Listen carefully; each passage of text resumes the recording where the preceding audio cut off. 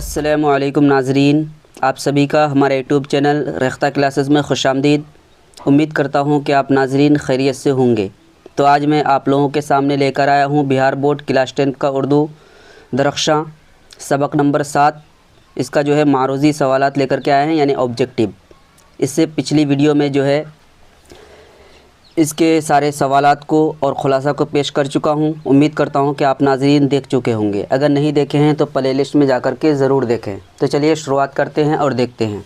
तो सबसे पहला सवाल है कि सर सैयद की वालिदा का नाम क्या था। ऑप्शन ए में है नूरुन्निसा बेगम, बी में है सदरुन्निसा बेगम, और सी में है अज़ीज़ुन्निसा बेगम, और डी में है बदरुन्निसा बेगम। तो राइट आंसर हमारा क्या हो जाएगा, ऑप्शन नंबर सी, यानी कि अज़ीज़ुन्निसा बेगम। चलिए आगे बढ़ते हैं और देखते हैं सवाल नंबर 2। दूसरा सवाल में है सर सैयद के वालिद का नाम क्या था। ए में है मीर मुत्तकी, बी में है मीर हसन, और सी में है मीर नकी, और डी में है मीर मुत्तकी। तो याद रखना है, राइट आंसर हमारा क्या हो जाएगा, ऑप्शन नंबर डी, यानी कि मीर मुत्तकी। यानी सर सैयद के वालिद का नाम क्या था, मीर मुत्तकी। चलिए आगे बढ़ते हैं और देखते हैं सवाल नंबर 3 में है कि अलीगढ़ इंस्टीट्यूट गेज़ेट किसने निकाला था। ऑप्शन ए में है हाली, बी में है सर सैयद अहमद ख़ान, डी में है सुलेमान नदवी, सी में है सुलेमान नदवी, और डी में है शिबली नौमानी। तो याद रखना है कि अलीगढ़ इंस्टीट्यूट गेज़ेट किसने निकाला था। तो ऑप्शन नंबर बी हो जाएगा, सर सैयद अहमद ख़ान। चलिए आगे बढ़ते हैं और देखते हैं सवाल नंबर 4 में क्या है कि सर सैयद की पैदाइश कब हुई। ए में है 1817, बी में है 1818, और सी में है 1814, और डी में है हमारा 1812। तो राइट आंसर हमारा क्या हो जाएगा, ऑप्शन नंबर ए 1817। तो ये 17 अक्टूबर 1817 ईस्वी को सर सैयद अहमद ख़ान पैदा हुए थे। कहाँ, दिल्ली में। चलिए आगे बढ़ते हैं और देखते हैं सवाल नंबर 5 में है कि सर सैयद की वफ़ात कब हुई। ए में है 1898, बी में है 1897, सी में है 1899, और डी में है 1900। तो याद रखना है, राइट आंसर हमारा क्या हो जाएगा, ऑप्शन नंबर ए, यानी 1898 ईस्वी में।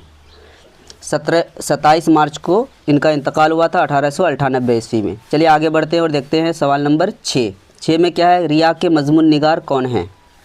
ए में है शिबली नौमानी, बी में है सर सैयद अहमद ख़ान, सी में है नज़ीर अहमद, और डी में है प्रेमचंद। तो याद रखना है, राइट आंसर हमारा क्या हो जाएगा, ऑप्शन नंबर बी, यानी कि सर सैयद अहमद ख़ान। चलिए आगे बढ़ते हैं और देखते हैं सवाल नंबर 7 में क्या है कि अलीगढ़ कॉलेज की बुनियाद किसने डाली। ए में है मीर अमन देहलवी, बी में है ख्वाजा अल्ताफ़ हुसैन हाली, और सी में है सर सैयद अहमद ख़ान, और डी में है शिबली नौमानी। तो याद रखना है कि अलीगढ़ कॉलेज की बुनियाद किसने डाली थी, ऑप्शन नंबर सी, यानी कि सर सैयद अहमद ख़ान ने डाली थी। चलिए आगे बढ़ते हैं और देखते हैं सवाल नंबर 8। मंदरजा झील में सर सैयद की तसनीफ़ कौन सी है। ए में है अल-फ़ारूक, बी में है बागो बहार, सी में है असबाब बगावत हिंद, और डी में है आब हयात। तो याद रखना है, राइट आंसर हमारा क्या हो जाएगा, ऑप्शन नंबर सी, यानी कि असबाब बगावत हिंद। ये सर सैयद की क्या है, तसनीफ़ है। उसके बाद देखते हैं सवाल नंबर 9 में क्या है कि सर सैयद का कौन सा मजमून आपके निसाब में शामिल है, यानी हमारे सिलेबस में कौन सा मजमून शामिल है। ऑप्शन ए में है गुज़रा हुआ ज़माना, बी में है रिया, सी में है नेकी व बद, डी में है बरगद का दरख्त। तो याद रखना है, राइट आंसर क्या हो जाएगा हमारा, ऑप्शन नंबर बी, यानी कि रिया। तो हमारे निसाब में कौन सा मजमून शामिल है सर सैयद अहमद ख़ान का, तो रिया। चलिए आगे बढ़ते हैं और देखते हैं सवाल नंबर 10 में क्या है कि हयात जावेद किसकी सवाने हयात है। ऑप्शन ए में है नज़ीर अहमद, बी में है शिबली नौमानी, सी में है सर सैयद अहमद, और डी में है हाली। तो याद रखना है, राइट आंसर हमारा क्या हो जाएगा, ऑप्शन नंबर सी, यानी कि सर सैयद अहमद ख़ान। तो हयात जावेद जो है किसकी सवाने उम्री है, तो सर सैयद अहमद ख़ान की।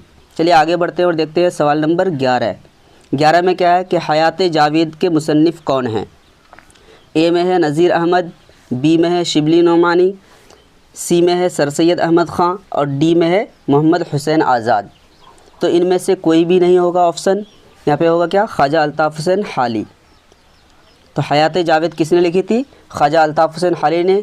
ये किसकी सवाने उम्र थी, तो सर सैयद अहमद ख़ान की। याद रखना है कि हाली ने हयात जावेद लिखी थी। चलिए आगे बढ़ते हैं और देखते हैं सवाल नंबर 12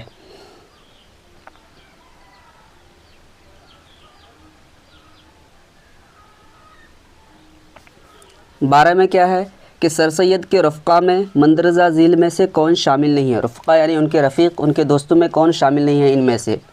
ए में है नज़ीर अहमद, बी में है शिबली नोमानी, सी में है अकबर इलाहाबादी और डी में है हाली। तो नज़ीर अहमद भी उनके क्या थे, रफ़्क़ा में शामिल थे, शिबली भी क्या थे, शामिल थे, उसके साथ साथ हाली भी शामिल थे। तो कौन शामिल नहीं थे, तो अकबर इलाहाबादी। तो याद रखना है कि नज़ीर अहमद के रफ़ीक़ों में कौन कौन है, नज़ीर अहमद हैं, शिबली नुमानी हैं और हाली हैं। तो इसलिए राइट आंसर हमारा क्या हो जाएगा, अकबर इलाहाबादी उनके रफ़्क़ा में शामिल नहीं थे। चलिए आगे बढ़ते हैं और देखते हैं सवाल नंबर 13। 13 में क्या है कि इन किताबों में से सर सैयद की तख्लीक कौन सी है।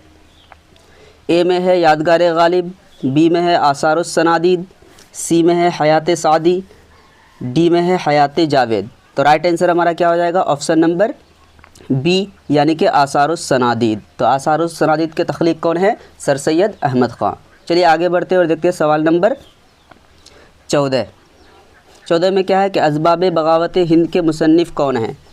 ए में है सर सैयद अहमद ख़ान, बी में है सुलेमान नदवी, सी में है मीर अमन दहलवी और डी में क्या है, हाली। तो याद रखना है कि असबाब बगावत हिंद के मुसन्निफ़ कौन है, सर सैयद अहमद ख़ान, यानी राइट आंसर हो जाएगा ऑप्शन नंबर ए।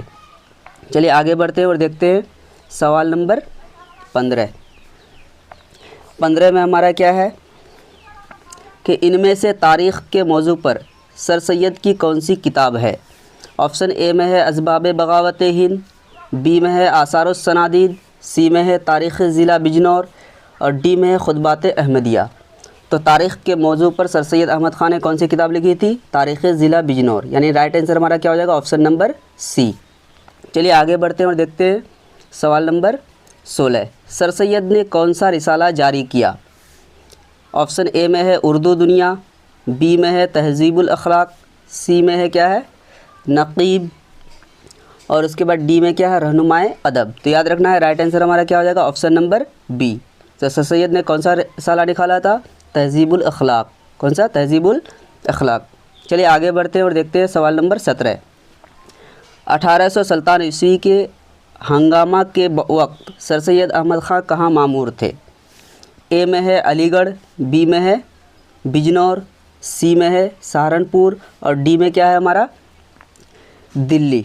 तो याद रखना है कि 1857 ईस्वी के हंगामा के वक्त वो कहाँ मामूर थे, तो ज़िला बिजनौर में। याद रखना है कहाँ, बिजनौर में। तो राइट आंसर हो जाएगा ऑप्शन नंबर बी। चलिए आगे बढ़ते हैं और देखते हैं सवाल नंबर 18। 1857 ईस्वी के बाद हिंदुस्तान में सबसे बड़ी इल्मी शख्सियत कौन थी, यानी सबसे ज़्यादा पढ़े लिखे 1857 ईस्वी के बाद कौन शख्स थे। ऑप्शन ए में है हाली, बी में है शिबली और सी में है सर सैयद अहमद ख़ान और डी में है नज़ीर अहमद। तो राइट आंसर हमारा क्या हो जाएगा, ऑप्शन नंबर सी यानी कि सर सैयद अहमद ख़ान। चलिए आगे बढ़ते हैं और देखते हैं सवाल नंबर 19। सर सैयद अहमद ख़ान कहाँ मदफून हैं। ए में है अलीगढ़, बी में है लखनऊ, सी में है हैदराबाद और डी में क्या है, दिल्ली। तो याद रखना है कि वो कहाँ मदफून हैं, तो अलीगढ़ में, यानी राइट आंसर हो जाएगा ऑप्शन नंबर ए अलीगढ़। चलिए आगे बढ़ते हैं और देखते हैं लास्ट क्वेश्चन यानी सवाल नंबर 20। सर सैयद ने यूनिवर्सिटी का खाका कब पेश किया। ए में है 1868, बी में है 1867 और सी में है 1868 और डी में है 1870। तो याद रखना है राइट आंसर हमारा क्या हो जाएगा, ऑप्शन नंबर बी यानी कि 1867। सर सैयद अहमद ख़ान ने यूनिवर्सिटी का खाका 1867 ईस्वी में पेश किया था। उम्मीद करता हूँ कि आप लोगों को ज़रूर वीडियो अच्छा लगा होगा। आप लोगों को अगर वीडियो अच्छा लगा तो आप लोग हमारे चैनल को सब्सक्राइब करें और घंटी के आइकन को इनेबल करें, और अगर लगता है कि ये वीडियो किसी और के लिए भी फ़ायदेमंद साबित हो सकता है तो उसे भी शेयर करें। आज के लिए इतना ही। अस्सलामु अलैकुम।